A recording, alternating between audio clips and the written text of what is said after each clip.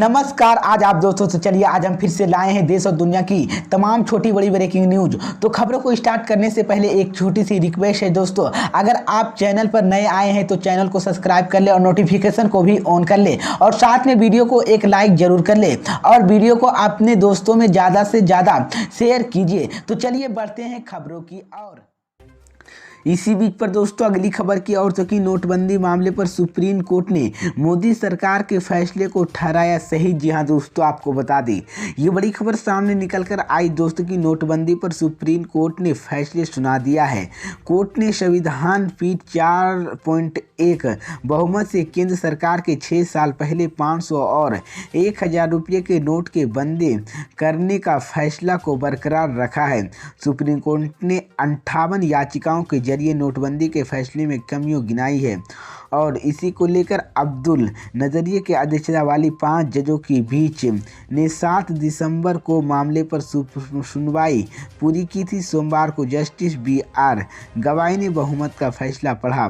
इस फैसले पर जस्टिस S अब्दुल नजीर ने ए पन्ना में और वहीं B को लेकर सही जताई है, जबकि जस्टिस B नगरपालिका अलग फैसला है और RBI की धारा 26 व पूरी तरह प्लान किया बिना नोटबंदी लागू की गई है। हालांकि अल्पमत की इस फैसले का कोई व्यवहारिक असर नहीं होगा।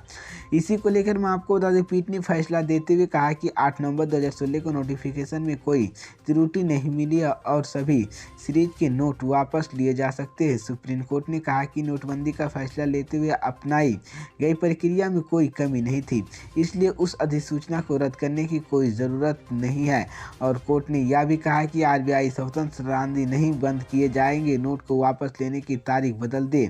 वहीं कोर्ट ने कहा कि केंद्र सरकार RBI की सिफारिश पर ही इस तरह का निर्णय ले सकती है। इसी बीच पर दोस्तों अगली खबर की औरतों की लोकसभा चुनाव में BSP और कांग्रेस में होगा गठबंधन, किया बड़ा ऐलान। जी हां दोस्तों, आपको बता दें ये बड़ी खबर सामने निकल कर आई दोस्तों के उत्तर प्रदेश नगर निगम चुनाव लगातार टल रहे हैं।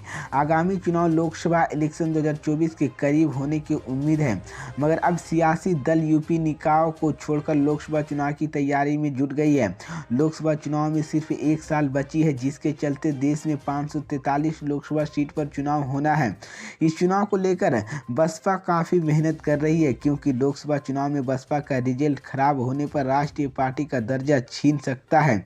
इसलिए बसपा लोकसभा में अधिक से अधिक सीट जीतने की कोशिश में है, जिसके चलते बसपा का प्लान कांग्रेस के साथ गठबंधन में चुनाव लड़ने का है, क्योंकि दिल्ली की कुर्सी के लिए कांग्रेस और भाजपा के बीच ही मुख्य मुकाबला होना है। बसपा के एक विश्वसनीय सूत्र में बताया जाए कि यूपी में 22% दलित और 20% से अधिक मुस्लिम मतदाताओं लोकसभा चुनाव में दलित और मुस्लिम कांग्रेस के साथ जाने का तैयार है।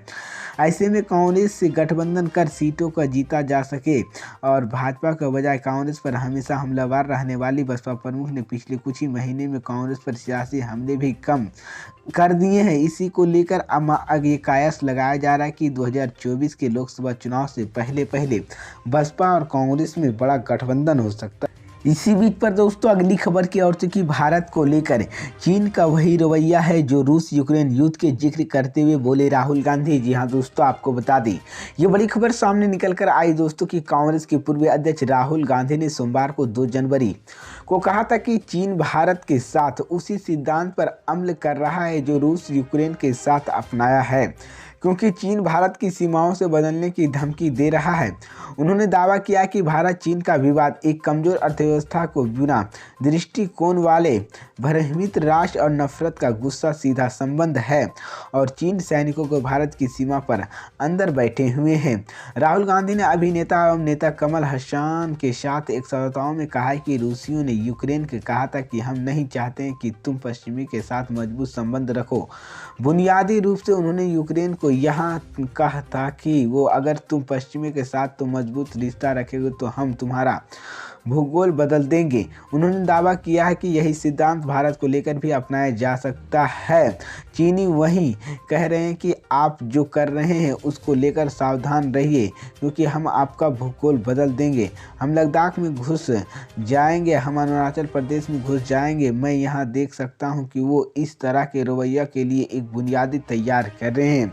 कांग्रेस नेता ने कमल हसन के साथ संवाददाताओं को एक वीडियो में यूट्यूब पर साझा किया है कि राहुल गांधी का कहना है कि 21वीं सदी में सुरक्षा का एक संग्राम चीज बन गई है और इसी को लेकर विश्व दृष्टिकोण होना चाहिए। उन्होंने कहा है कि मुझे लगता है कि मौजूदा सरकार ने इस बात का गलत ढंग से आकलन किया है। कांग्रेस के पूर्व अध्यक्ष के अनुसार संघर्ष अवसांश पहले ही बदल चुकी है। पहले पर लड़ाई लड़ी जाती है लेकिन अब हर जगह लड़ना होता है। राहुल गांधी ने सरकार पर चीन के मामले को संभालने को पूरी तरह से विफल रहने और असमंजस की स्थिति में होने का आरोप लगाते शनिवार को 31 दिसंबर 2022 को कहा था। इस सरकार की नीतियों के चलते चीन और पाकिस्तान एक हो गए हैं। इसी बीच पर दोस्तों अगली खबर की औरतों की भारत जोड़ो यात्रा में शामिल होगा किसान नेता राकेश टिकैत, किया बड़ा ऐलान। जी हां दोस्तों, आपको बता दें ये बड़ी खबर सामने निकलकर आई दोस्तों कि भारतीय किसान यूनियन बीएसपी के राष्ट्रीय प्रवक्ता राकेश टिकैत ने भारत जोड़ो यात्रा में शामिल नहीं होंगे। राकेश टिकैत ने सोमवार को 2 जनवरी को कहा था कि वो कांग्रेस की भारत जोड़ो यात्रा में भाग नहीं लेंगे। ये यात्रा 3 जनवरी को उत्तर प्रदेश में प्रवेश करने वाली है। इसी को लेकर मैं आपको बता दें कि भारतीय किसान राकेश टिकैत ने कहा कि भारतीय किसान यूनियन बीएसपी के कार्यकर्ता राहुल गांधी की भारत जोड़ो यात्रा में भाग लेने की वह स्वतंत्र है, लेकिन जिला अध्यक्षों ने पद से ऊपर पदाधिकारी इसमें से भाग नहीं लेंगे। राहुल गांधी की नीतियों में कन्याकुमारी से कश्मीर तक भारत जोड़ो यात्रा वर्तमान में शीतकालीन आवश्यक पर है और 3 जनवरी को फिर से शुरू होगी। यात्रा के बारे में पूछे जाने पर टिकैत ने कहा कि मैं भारत जोड़ो यात्रा में भाग नहीं लेने जा रहा हूं, लेकिन हम किसी को इसमें से भाग लेने से नहीं रोक रहे हैं। जो बीएसपी प्रवक्ता कार्यकर्ता यात्रा में भाग लेने चाहते हैं वो ऐसे करने के लिए स्वतंत्र है। हालांकि यात्रा के जिला अध्यक्ष स्तर से ऊपर के पदाधिकारी शामिल नहीं होंगे। उन्होंने पीटीआई भाषा से कहा कि हमारा गौर राजनीतिक संगठन है, हमारे संगठन में यह विभिन्न विचारधाराओं को लोग हैं।